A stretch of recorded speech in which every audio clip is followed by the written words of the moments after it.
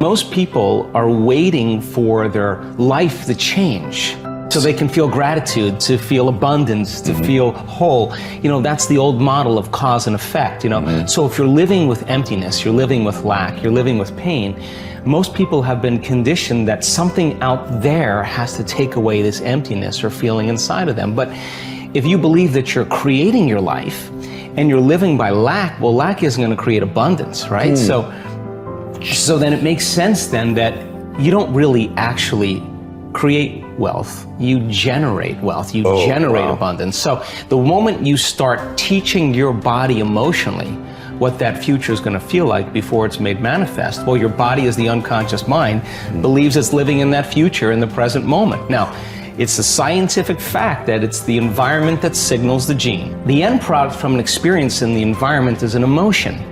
So when you begin to embrace an elevated emotion, you're beginning to signal the gene ahead of the environment. What's the importance of that? Well, genes make proteins, and proteins are responsible for the structure and the function of your body. And the expression of proteins is the expression of life.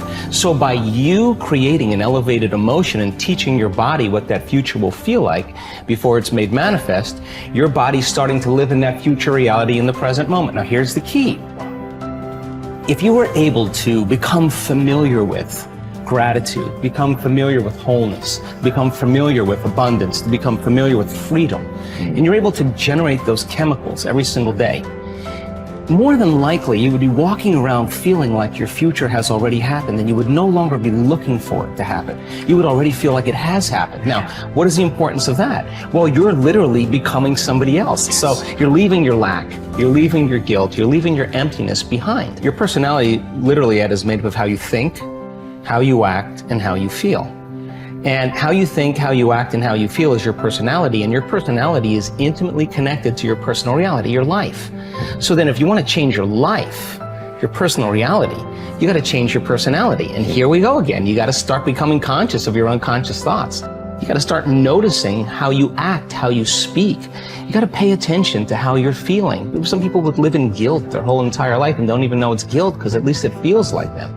So then when you start doing that, you begin to objectify your subjective self. So then when you begin to make small changes, back to thought, a new thought should lead to a new choice. A new choice should lead to a new behavior. A new behavior should create a new experience, and a new experience should create a new emotion. And that new emotion is teaching your body chemically to understand what your mind has intellectually understood. Now your body is embodying the truth. I believe in human possibility, human potential, and I think that one of our biggest limiting beliefs is the belief of how limited we really are. And so my interest is to give people the science to begin to understand how powerful they really are.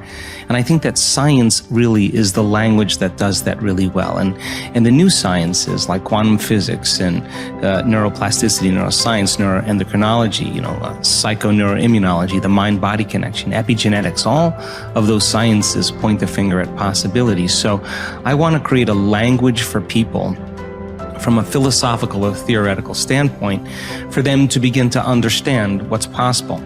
But then I want to be able to have those people begin to wire that information in their brain completely, because learning is making new connections, right, in the brain. But remembering is maintaining and sustaining those connections. And it's so much easier to lose our vision than to remember it, right? So then we have to begin to hardwire the brain or install the neurological hardware in preparation for an experience. So the more people understand what they're doing and why, then the how gets easier. So I want to then set up the conditions in an environment, in a workshop where people can begin to apply or personalize what they learn so that they can have an experience. An experience then further enriches the brain. But the prize of an experience is an emotion. And once you start feeling unlimited, once you start feeling abundant, once you start feeling worthy, now you're teaching your body chemically to understand what your mind has intellectually understood. So knowledge is for the mind and experiences for the body, and people begin to embody the truth, that philosophy. Now, if they can repeat it over and over again, it'll become innate in them. It'll become natural. Second nature will become easy. They'll begin to master that philosophy. So I want people to begin to understand that thoughts are very powerful. Feelings drive our thoughts, and that they can begin to create a better life for themselves once they understand some of these principles. Your capability is constant, but how much of it you use depends upon the identity you have for yourself. For example, if you feel certain that you are an outgoing, outrageous person, you'll tap the resources of behavior that match your identity. Whether you see yourself as a wimp or a wild man, a winner or a wallflower, will instantly shape which capabilities you access. You may have read the book Pygmalion in the classroom, which details the dramatic change in students' performance when they become convinced that they are gifted. Time and again, researchers have shown that students' capabilities are powerfully impacted by the identities they develop for themselves as the result of teachers' belief in their level of intelligence. In one study, a group of teachers were told that certain students in their classes were truly gifted and to make sure that they challenged them to continue to expand. As can be expected, these children became the top achievers in their class. What makes this study significant is that these students had not actually demonstrated higher levels of intelligence.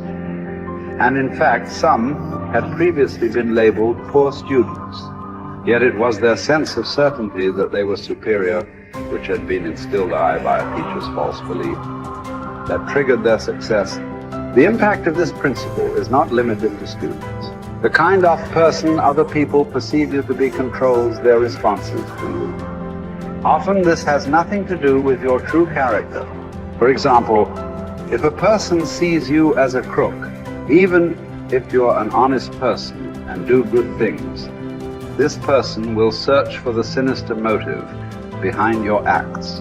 What's worse is that after making a positive change, we often allow others in our environment who have not changed their image of us to anchor our own emotions and beliefs back into our old behaviors and identities.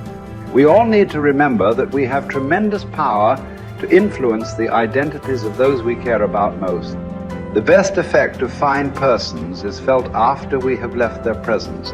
Ralph Waldo Emerson. We all will act consistently with our views of who we truly are, whether that view is accurate or not. The reason is that one of the strongest forces in the human organism is the need for consistency. Throughout our lives, we've been socialized to link massive pain to inconsistency and pleasure to being consistent. Think about it. What labels do we attach to people who say one thing and then do another, who claim to be one way and then behave another? We call them hypocritical, fickle, unstable, unreliable, wishy-washy, scatterbrained, flaky, untrustworthy. Would you like to have these labels attached to you? Would you even like to think of yourself in this way? The answer is obvious. A resounding no as a result whenever we take a stand, especially a public stand, and state what we believe, who we are, or what we're about. We experience intense pressure to remain consistent with that stand, regardless of what that inflexibility may cost us in the future. Conversely, there are tremendous rewards for remaining consistent with our stated identities. What do we call people who are consistent? We use words like trustworthy, loyal, steady, solid, intelligent, stable, rational, true blue. How would you like to have people consistently use these labels to describe you?